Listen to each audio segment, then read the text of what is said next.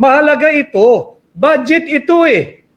Bakit pagdating sa mga ayuda ninyo, aprobado? Bakit pagdating sa hearing patungkol sa mga ayuda ninyo, present kayo? Bakit pagdating sa Final Four ng Bicameral Conference Committee, blanco, pirmado pa rin ninyo?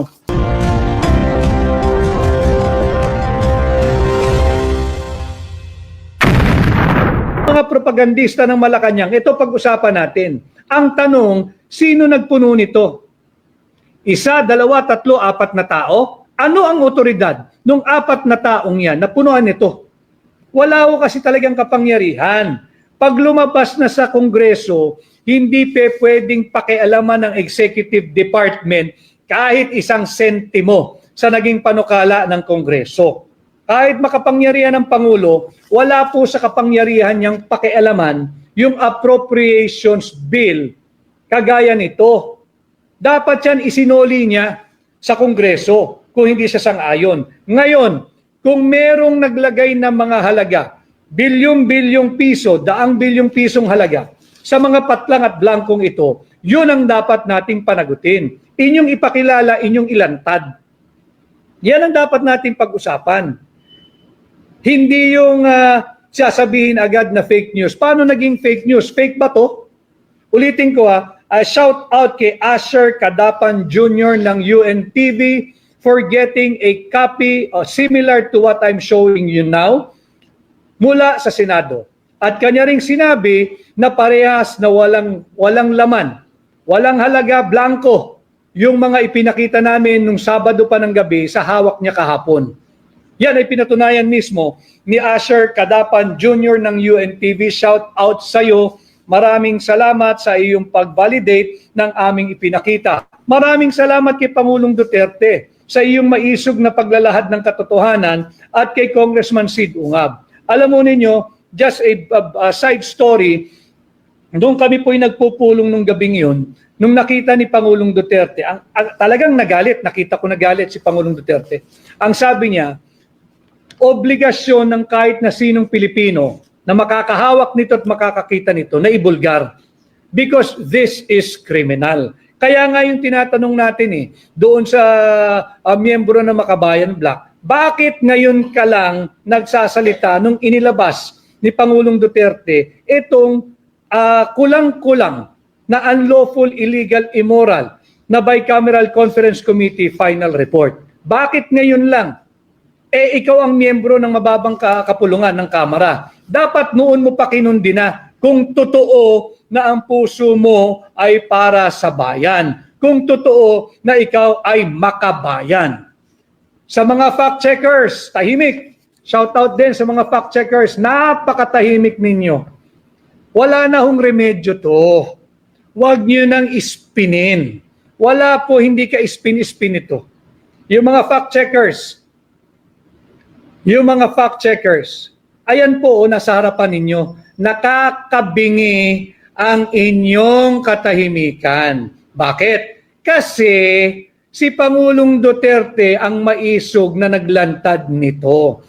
Kasi si Congressman Sid Ungab ang nakadiscovery nito. Kaya ayaw ninyo itong sundan. Yan ang katotohanan. At bukod sa fact-checkers, yung mahilig mag-rally na impeach Sara, ito ang inyong ipagralihan, impeach Marcos.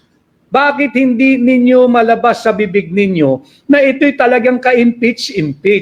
This is a clear culpable violation of the Constitution. This is a clear betrayal of public trust. Malinaw yan.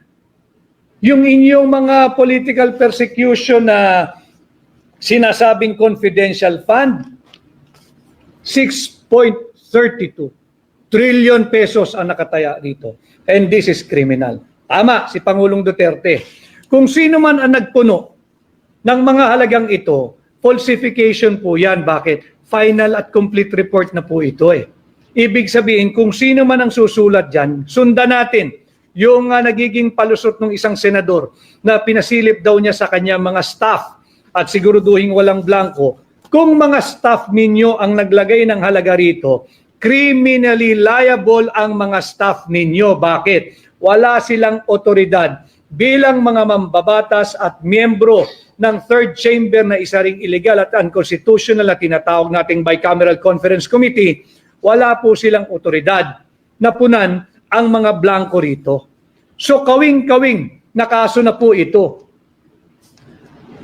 Romulo Di Mansanto, lantaran na, Attorney Vic. Tama po, lantaran, sukdulan ang pangbubudol. Kay Ruth Simas, salamat sa iyong pagsunod. Kay Elsa Palabrica Lapis, maraming salamat. Kay Jenena Coralde, marami pong salamat. At ganun din, pwede ba ibalik ang tinanggal na budget sa GAA sa isang ahensya? Iniutos daw ni Marcos ibalik yung tinanggal sa PNP. Wala akong kapangyarihang mag-budget ang Pangulo ng Republika ng Pilipinas eh. Unang-una, alam mong sablay yung pinirmahan mo pa. Kaya nga yung panawagan noon, dapat ibinalik mo na lang, binito mo na lang at nag-operate ka na lang sa isang re-enacted budget. Although, yung 2024 budget to, unconstitutional din yun dahil mula sa original na panukala ng Executive Department na 200 billion plus lamang ang program appropriation, nauwi ito sa around 800 billion. Bakit? Tinira na naman kinana na naman, minaniobra na naman ng Bicameral Conference Committee noong 2024. Pero mas malalaho ito. Higit na po silang tumapang with impunity na. Wala na. Ang budget po natin, blanco. Tama si Pangulong Duterte, blank check. Bahala ka kung magkano gusto mong gastusin, basta pipirmahan namin yan. This is akin to or similar to issuing a blank check. Ito po ang katotohanan. Ito ang dapat natin pag-usapan. Checkmate na po dito. Yung mga fact-checkers, do something for the country. Minsan naman gumawa kayo ng kaunti para sa bansa. Do your fact-checking. Gumawa naman kayo. Para sa bansa naman. Para sa bansa naman. Lantaran na po tayong linoloko Lantaran na po tayong binubudol. Araw-araw tayong binubudol. Gumawa naman tayo ng para sa bansa. Unahin naman natin ang interes ng bansa. Kawawa naman tayo. Kawawa naman yung mahihirap. Kawawa naman yung kabataan Pilipino. Makikita natin kung paano tayo sinasalaula. Nariyan na kinuhaan ng 60 billion ng PhilHealth. Nariyan na kinuhaan ng 50 billion ng Land Bank. Nariyan kinuhaan yung 25 billion ng Development Bank of the Philippines. Nariyan na kinuhaan ng 117 billion pesos ang PDIC, ang Philippine Deposit Insurance Corporation. Nariyan na binigyan ng zero budget o appropriations ang PhilHealth ngayong taon. Sukdulan. Subalit hindi po sila nakontento. Kailangan tayong kumilos na. Labanan natin ito. Tahas ang pangbubudol. At grabe po yung guts at gal at yung temerity nung nagsabing fake news. Anong fake dito? Mismong reporter na ng UNTV na hindi namin kilala, yung Asner Kadapan Jr. Sinabi niya pareho yung kopya na hawak niya, na kinuha niya mismo sa Senado, panay blanco. Hindi kakayaning ipaliwanag ito legally. This is criminal negligence in full display. At kahit na sinong mambabatas, ang sasabihin hindi niya nakita, hindi mo nakita. You were not doing your job. You were not faithful sa iyong oath of office na magsisilbi ka ng tapat ng naayon sa saligang batas. Tapat ba ito? Paliwanag ninyo, katapatan ba ito sa sambayan ng Pilipino? Kinakailangan itong pinag-uusapan natin. Hindi pwedeng sabihin na utusan ko sa staff ko, bantayan yan. Magpalit kayo ng trabaho ng staff mo. Siya gawin mong senador, mag-staff ka na lang ng staff mo. Kasi hindi mo ginagawa yung trabaho mo Hindi ho tayo sa nakikipag-away. Ayaw natin ng away. Subalit, hindi ko masisikmura na linoloko ninyo ang mamamayang Pilipino. Pinagkatiwalaan kayo, pinairam kayo ng mandato, gawin naman ninyong tama yung trabaho nyo. This is a very important piece of legislation. Mahalaga ito. Budget ito Bakit pagdating sa mga ayuda ninyo, aprobado? Bakit pagdating sa hearing patungkol sa mga ayuda ninyo, present kayo? Bakit pagdating sa final four ng Bicameral Conference Committee, blanco, pirmado pa rin ninyo? Yan ang ating dapat panagutin. Pagdating sa mga ang program appropriations or pet project ninyo, sa PDAF ninyo, pork barrel ninyo at ayuda budget ninyo, nakabantay kayo. Bakit pag interest na ng mamamayang Pilipino, nagtutulog-tulugan kayo? Singilin po natin mga kababayan. Singilin po natin. I know many people will become upset because of what President Duterte, Kong Sid, and I was part of those who revealed this one. Maraming magagalit. At marami ho nagsabi sa akin, baka pagtulong-tulungan ka niyan sa kanilang mga balwarte, hindi ka tulungan, hindi ka iboto. Hindi na po eleksyon lamang ang nakataya rito eh. Kinabukasan na po ng sambayan ng Pilipino. And it is my duty, in my humble capacity as a lawyer, na ipaliwanag sa inyo, pasimplihin at dalhin ang mga mahalagang usaping panlipunan kagaya po ng pambubudol na ginagawa sa atin ng administrasyong ito. Alam kong kagaya ko na nanonood at nakasubaybay, galit na rin ho kayo. Hindi po namin kaya ng kami lang. Magtulong-tulong po tayo. Maisog ng linahad ni Pangulong Duterte ang anomalyang ito. Grabe ho ito. Grabe ito. At hindi may tatanggi ito dahil recorded po yung kanilang signing, di po ba? Isang nakadecorate pa yung Malacanang nung signing. Ito po pinirmahan nila, blanco. Ating tanungin, sino ang nag-isip na iwanang blanco ito?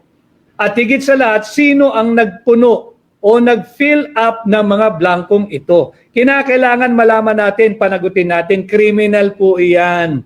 Hindi pwedeng walang naglagay niyan. Dahil tama naman yung Malacanang eh. Tama o yung Malacanang. Wala akong blanco sa GAA. Pero nakalimutan nila, dahil salita sila na salita, tanungin natin, sino nagpuno ng mga blankong ito para hindi naging blanco ang GAA? Alam ninyo, pinirmahan ninyo eh.